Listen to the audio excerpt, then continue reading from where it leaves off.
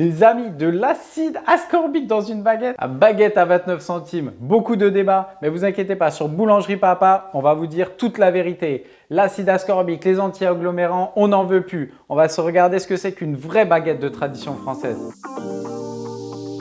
Allez, salut à tous. Aujourd'hui les amis, on va se faire une petite vidéo pour parler quelques minutes de la fameuse baguette à 29 centimes. Donc je me suis fait mal à aller chercher ça, mais ça m'a fait plaisir parce que j'ai appris beaucoup de choses.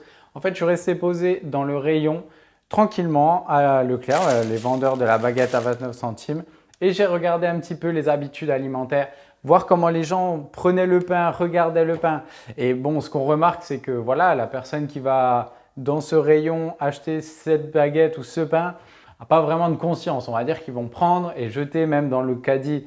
Voilà, nous, les boulangers, les amoureux du bon pain, on sait que voilà, acheter une belle baguette. Là, j'ai deux belles baguettes de tradition faites aujourd'hui, magnifiques. On va les comparer. Je vais vous dire qu'est-ce qu'il y a dans la baguette à 29 centimes. Regardez ça. Bon, déjà, au niveau de l'aspect, ben voilà, ça, c'est des petites baguettes de tradition. Et là, on va voir ça. Donc, on va se faire la vue du haut. On va ouvrir. Je vais vous expliquer tous les ingrédients qu'il y a dedans et on va regarder ça. Voilà, pour faire simple, on va se regarder nos petites baguettes. Déjà, je vous ai fait un petit résumé parce que je n'ai pas trouvé exactement sur l'emballage de la baguette, je n'ai pas trouvé les ingrédients. Du coup, je me suis servi d'un post avec la liste des ingrédients qu'il y a dans la baguette. Donc, une baguette comme ça, déjà, au bout de quelques heures, elle va se ramollir. Dedans, vous allez retrouver, donc, quand on décrypte, la farine de blé, c'est la base. Le gluten, c'est pour donner de la force. C'est un adjuvant, c'est d'origine naturelle. L'acide ascorbique, c'est pour donner de la force. Donc l'acide ascorbique, c'est du E300. Un antioxydant, c'est en gros de la vitamine C de synthèse et on va s'en servir pour donner de la force. Donc là, c'est donner de la force, donner de la force. Du germe de blé, des enzymes. Donc alpha-amylase, xylanase, c'est pour la fermentation. Voilà, tout ce qui est un peu la coloration et augmenter la fermentation. Les levures, donc ça, c'est la levure de boulanger qu'on appelle la levure fraîche, simple.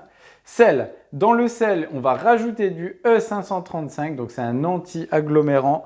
Donc, c'est du ferrocyanure de sodium, très exactement.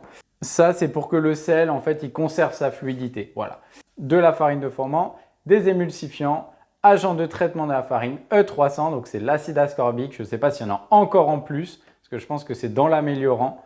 De l'amylase, de la glucooxydase aussi, c'est pour donner de la force. Ça, c'est pour simplifier en fait le travail du boulanger. Xylanase, lipase, donc tout ce qui est en A, c'est des enzymes. Vous pouvez retrouver mon cours sur les améliorants si vous voulez.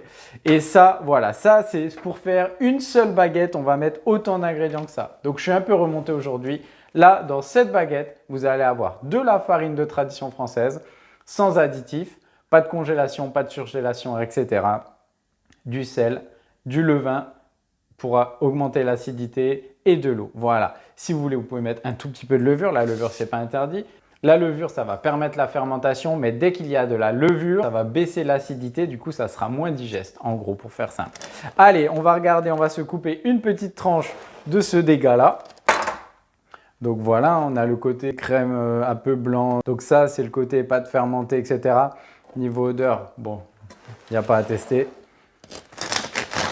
On va se couper notre petite baguette de tradition du Seigneur.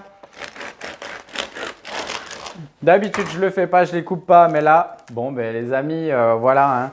Quand vous achetez une baguette 1 € et quand vous achetez une baguette 29 centimes. Donc, je peux vous dire que c'est incomparable. Une mie bien grasse, regardez cette mie-là, qui va se conserver les odeurs de levain. Et ça, ben, vous allez le conserver 2 heures, voilà, 2-3 heures.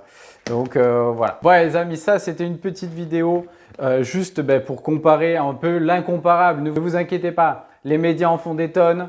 Leclerc a fait sa baguette à 29 centimes et ça fait très longtemps qu'ils font une baguette à 29 centimes avec très peu de goût, avec aucun intérêt nutritionnel. Quand vous allez chez votre artisan boulanger et quand vous allez consommer un pain de tradition, vous allez manger un pain qui va vous donner une impression de satiété et vous allez mastiquer, vous allez avoir un pain entre les dents, vous allez manger quelque chose de comestible. Bon, au niveau de l'odeur, il n'y a pas à comparer. On ne peut pas comparer l'incomparable, les amis. C'est ça qu'il faut se dire. Les médias en font des tonnes, mais les artisans n'ont aucune peur de ce genre de produit. Ne vous inquiétez pas.